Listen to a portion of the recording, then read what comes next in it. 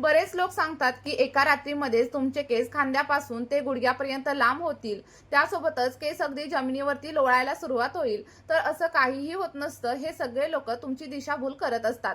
कारण केसांच्या वाढीसाठी तुम्हाला थोडासा टाइम द्यावा लागतो आणि जेव्हा तुम्ही नॅचरल गोष्टींचा वापर केसांवरती करत असता तेव्हा अगदी 1 ते 2 महिन्यांमध्येच तुमच्या केसांमध्ये तुम्हाला चांगले असे रिझल्ट देखील पाहायला मिळतात. तर त्यासाठीच आज मी तुमच्यासोबत एक अतिशय प्रभावी अशी रेमेडी शेअर करणार आहे, ज्यामुळे अगदी 1 ते 2 महिन्यांमध्येच तुमच्या केसांची लांबी देखील वाढणार आहे आणि त्यासोबतच जर तुमचे केस ड्राय असतील, फ्रिझी असतील, खूप जास्त कोरडे असतील तर ते देखील सिल्की, स्मूथ आणि शायनी होण्यासाठी मदत होणार आहे. आणि यासाठी तुम्हाला मार्केटमधील महागडा असा प्रोडक्ट देखील वापरण्याची गरज लागणार नाही. चला तर मग जास्त वेळ न घालवता आपण आपल्या व्हिडिओला सुरुवात करूया. तर बघा, आपली ही मॅजिकल अशी रेमेडी बनवण्यासाठी सगळ्यात पहिल्यांदा आपल्याला इथं कोकोनट ऑइल म्हणजेच नारळाच्या तेलाचा वापर करायचा आहे. कारण तुम्हाला तर माहीतच असेल की नारळाचं तेल आपल्या केसांसाठी किती चांगलं मानलं जातं. यामुळे आपल्या केसांशी संबंधित बऱ्याच समस्या कमी होण्यासाठी हेल्प होत असते.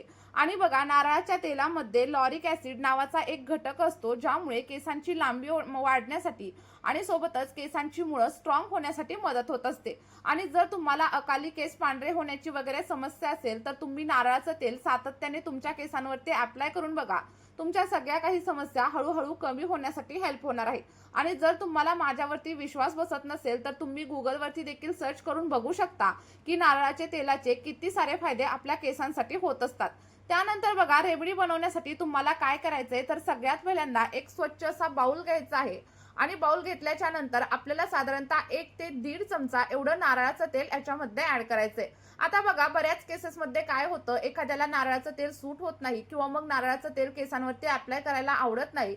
तर यावेळी काय करायचं, तुमच्या केसांना जे कोणतं तेल सूट होत असेल किंवा तुम्हाला जे कोणतं तेल आवडत असेल त्या तेलाचा वापर आपली ही क्रीम बनवण्यासाठी तुम्ही केलात तरी देखील चालेल.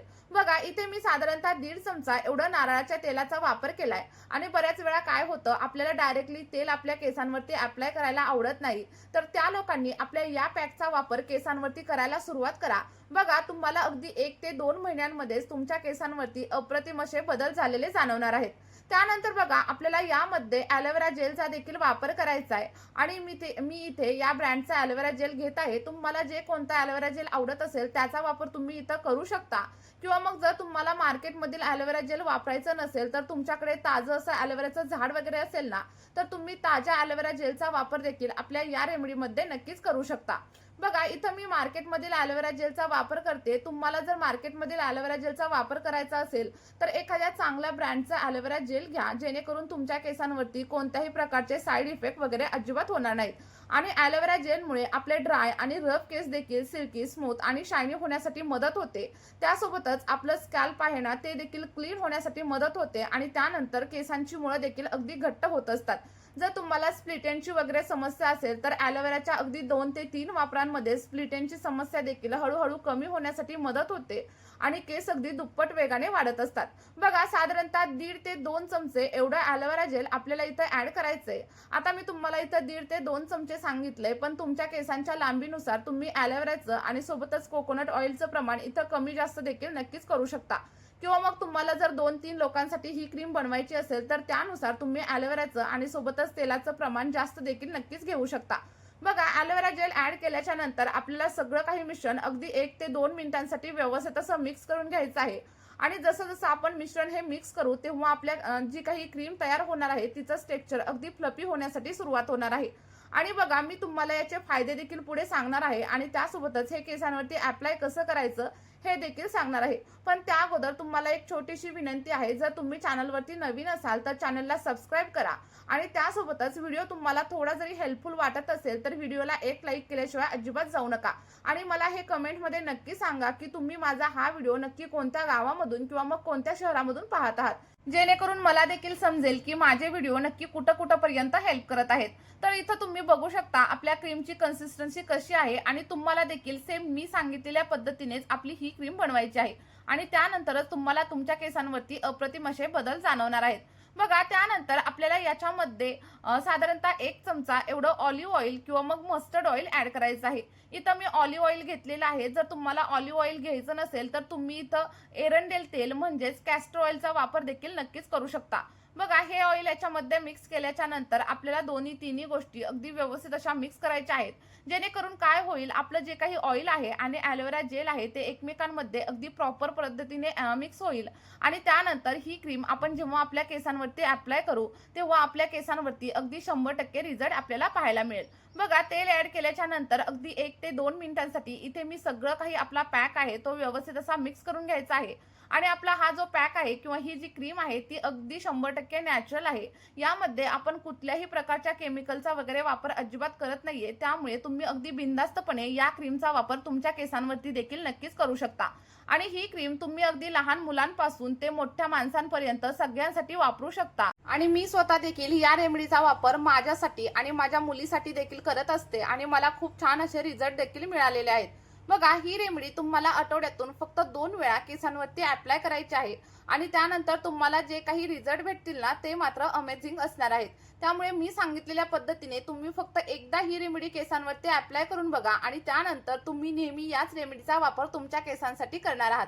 त्यानंतर बघा सगळ्यात शेवटी आपल्याला व्हिटॅमिन ईचं एक कॅप्सूल देखील याच्यामध्ये ऍड करायचं आहे, कारण व्हिटॅमिन ईचं कॅप्सूल आपल्या केसांना नैसर्गिक पद्धतीने चमकदार बनवण्यासाठी आणि सोबतच जर तुमचं स्कॅल्प खूप जास्त प्रमाणावरती ड्राय वगैरे असेल ना तर त्याला मॉइश्चराईज करण्यासाठी मदत करत असतं. आणि जर तुमच्याकडे व्हिटॅमिन ईचं कॅप्सूल अवेलेबल नसेल किंवा मग बऱ्याच वेळा मला कमेंट येतात की दीदी आम्ही व्हिटॅमिन ईचं कॅप्सूल कुठून घेऊ, तर बघा तुमच्या इथं एखादं मेडिकल स्टोअर वगैरे असेल ना तर त्यामध्ये तुम्हाला व्हिटॅमिन ईचं कॅप्सूल अगदी इझिली मिळून जाईल किंवा मग मी तुम्हाला डिस्क्रिप्शन बॉक्समध्ये लिंक देते, तुम्ही तिथून देखील नक्कीच परचेस करू शकता. बघा साधारणतः एक व्हिटॅमिन ईच्या कॅप्सूलचा वापर इथे मी करणार आहे, कारण माझे केस ऑलरेडीच खूप जास्त सिल्की, स्मूथ आणि शायनी आहेत. पण जर तुमचे केस खूप जास्त ड्राय असतील, फ्रिजी असतील आणि केसांमध्ये सतत गुंता वगैरे होत असेल, सोबतच तुम्हाला स्प्लिट एंडची वगैरे समस्या जाणवत असेल, तर तुम्हाला इथं काय करायचंय तर 2 व्हिटॅमिन ईच्या कॅप्सूलचा वापर करायचा आहे. बघा व्हिटॅमिन ईचं ऑइल ऍड केल्याच्या नंतर सगळी काही क्रीम आपल्याला अगदी 1 ते 2 मिनिटांसाठी व्यवस्थित अशी मिक्स करायची आहे आणि जेव्हा तुम्ही या क्रीमचा वापर तुमच्या केसांवरती कराल तेव्हा तुमचे झाडूसारखे दिसणारे केस देखील अगदी रेशमासारखे मऊ आणि स्मूथ होण्यासाठी हेल्प होणार आहे. बघा व्यवस्थित असं मिक्स करून झाल्याच्या नंतर आपली हेअर स्पा क्रीम इथं रेडी झालेली आहे. आता ही केसांवरती कशा प्रकारे अप्लाय करायची हे पाहणं देखील तेवढंच महत्त्वाचं आहे. तर बघा आठवड्यातून फक्त 1 वेळा किंवा मग जास्तीत जास्त 2 वेळा ही क्रीम तुम्हाला केसांवरती अप्लाय करायची आहे. अंघोळीच्या कमीत कमी 1 तास किंवा मग 2 तास अगोदर ही क्रीम तुम्हाला केसांवरती अप्लाय करायची. अप्लाय केल्याच्या नंतर तुमच्या स्कॅल्पवरती अगदी 1 ते 2 मिनिटांसाठी हलक्या हाताने मसाज करा. सोबतच तुमच्या केसांच्या संपूर्ण लेंथवरती देखील तुम्हाला ही क्रीम अप्लाय करायची आहे आणि त्यानंतर तुम्ही 2 तासांनी रेग्युलर ज्याप्रमाणे हेअर वॉश करता त्याप्रमाणे हेअर वॉश करू शकता. फक्त हेअर वॉश करताना एक गोष्ट लक्षात ठेवायची, शॅम्पू डायरेक्टली स्कॅल्पवरती किंवा मग केसांवरती अप्लाय करायचा नाही, तर थोड्याशा पाण्यामध्ये डायल्यूट करायचा आणि त्यानंतरच हेअर वॉश करायचा. त्यासोबतच केसांवरती जास्त गरम पाण्याचा वगैरे वापर देखील अजिबात करू नका, नाहीतर तुमचे केस आणखी जास्त प्रमाणावरती ड्राय आणि फ्रिजी देखील होऊ शकतात. बघा मी सांगितलेल्या पद्धतीने ही क्रीम तुमच्या केसांवरती अप्लाय करून बघा आणि त्यानंतर तुम्हाला जे काही रिझल्ट भेटतील ते कमेंटमध्ये माझ्यासोबत शेअर करायला अजिबात विसरू नका. आणि जर तुम्हाला या क्रीमचा रिझल्ट भेटला तर ही रेमेडी तुमच्या मित्र परिवारासोबत देखील नक्की शेअर करा. चला तर मग या व्हिडिओमध्ये आपण इथेच थांबूया, भेटूया अशाच एका नवीन व्हिडिओमध्ये. Bye bye.